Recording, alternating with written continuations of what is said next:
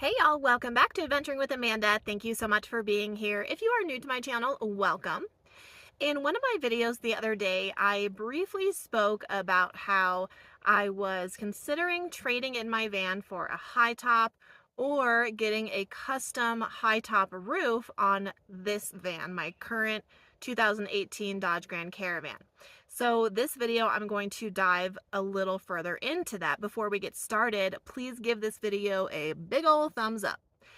So I have been considering a high top van for a little while now, and originally I was looking at Class B vans that were built out, like older vans, road treks, vans like that. But I decided against it simply because when things break in those types of vans, it gets expensive, it can be time consuming, and I just didn't want to deal with the maintenance. So then I began considering purchasing a used Ford Transit or Dodge ProMaster, an empty one, because there are so many available in Arizona, especially in the Phoenix area where my home base is located.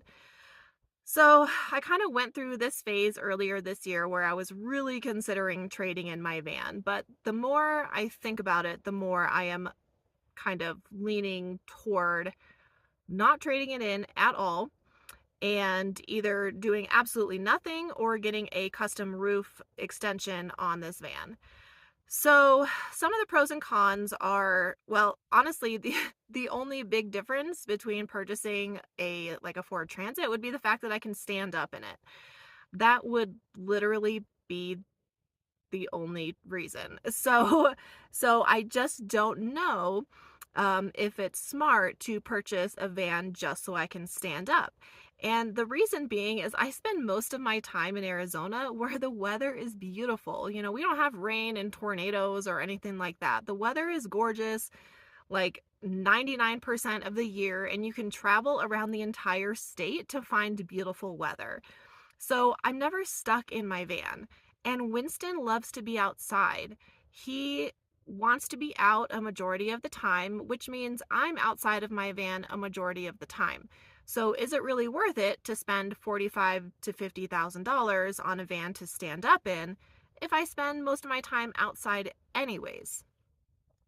Now, I was thinking that I wanted to go to Alaska next year. That was going to be my big trip and my big trip reveal. But I'm rethinking that because Alaska would take me about 6 weeks total, 6 to 8 weeks. And it's something that I really want to do with Wynston. He'll be 12 this year, but he's still very healthy and thriving and in the prime of his life. So I figured I really want to get him to Alaska, before he does start to get old. While he's still young and healthy and, I have my health and everything too, it would be a great time to drive to Alaska, and I would go through Canada and make like a huge thing out of it. But to do that, and I think to be comfortable doing that, I would need a van that I could stand up in. Because once I leave Arizona, I will encounter other weather like rain and cooler temperatures and whatnot. So to be comfortable, I would need a van that I can stand up in. But again, is it really worth it to spend $50,000 on another vehicle just to be able to stand up? I don't think right now that's the most financially responsible thing for me to do, especially because currently, my van payment, I still owe about $20,000 on it, and it's about $400 a month. And I did all the math with today's interest rates, which are absolutely terrible. Interest rates are so high, even for perfect credit. So looking at someone like me who has good credit, I'd probably have an 8 to 10% interest rate on a $40,000 vehicle. And so out the door after warranty and all of that type of stuff, you're looking at $48,000 to $50,000, which would put me at a $900 payment per month.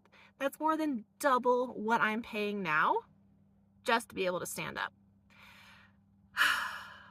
It all sounds kind of silly, especially when I say it out loud. My minivan has 90,000 miles on it. So I need to make a decision soon on an extended warranty. And extended warranties for about another 60,000 miles would cost me about $2,400, and I could break that down into payments over 2 years.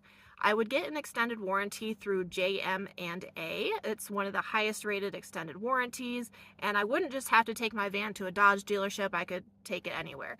But I could get bumper to bumper, everything included and covered under a warranty for another 60,000 miles for $2,400. I'd maybe pay $100 a month on it. So that's kind of sounding like a better option for me. Now, furthermore, I can get the Fiberine custom roof extension on this van. I can do a 20-inch custom roof, which would come with a storage, an outer shelf around the entire rooftop of storage. And I would probably spend a little bit more money to get a fan in the top as well. That would probably cost me about $5,500.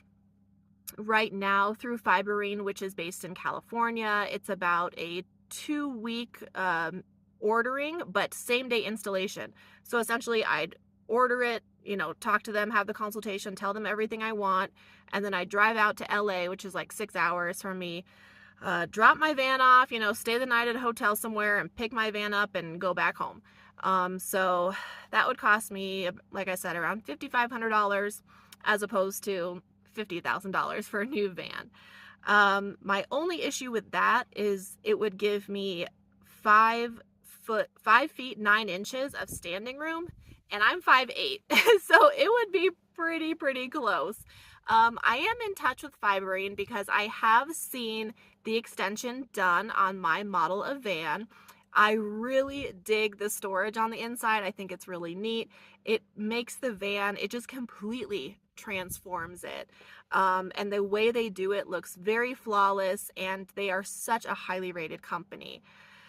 So I'm talking to them because they are actually doing my exact model and year of van. I talked to them, actually it was probably like 3 weeks ago, so sorry, the wind is getting my hair crazy. I talked to them about 3 weeks ago, so I should probably be getting photos soon, but they're going to show me photos of the interior and everything once it's done, which I really appreciate. So that is another option. And I think that right now it just might be smart to get the warranty. I am getting my fuel injector fixed next week. I'm getting it fixed. So get the warranty. I need to get it before like 94,000 miles. So I need to make a decision on that. And then hopefully Fiberine will have sent me those photos so I can just think a little bit more about it. Now, I would lose my rooftop box storage, but something I want to do this summer is add a swing out cargo rack like Maddie Van Halen has on his van. So then I would gain storage on the back instead of having the rooftop box. So that is my solution for that. And then I also might get my passenger seat flipped around or put on a swivel, but that's something that I'm just not sure about yet because I have a really good setup inside my van, and I'd have to move my fridge and kind of mess with it, so I'm just not sure. Especially if I do decide to get the Fiberine rooftop, that might change my setup altogether. So I really do have a lot to consider, but especially with interest rates and fuel cost in the economic climate that is so extremely unfortunate here in the United States, I just don't think it's going to be a smart decision for me. As fun as it sounds and as great as it sounds, like, I think that I would really regret it when I saw that $900 payment every month. I mean, again, that's double what I'm paying now. So Alaska might have to wait in terms of driving. Unless I can get my Fiberine top, then I will reconsider. But also, if gas prices stay where they are, I won't be able to afford that either. Luckily, we are only in June, but I would like to get something done, or at least make final decisions by October, which is the start of quartzite season. Some people also asked in terms of cost, like if I would build out a Ford Transit, and I wouldn't. I would do exactly what I did with this van. Minimal, no build. I'd basically have everything that I have right now and put it in that van. It would just give me a little more floor space for Wynston, counter space for cooking.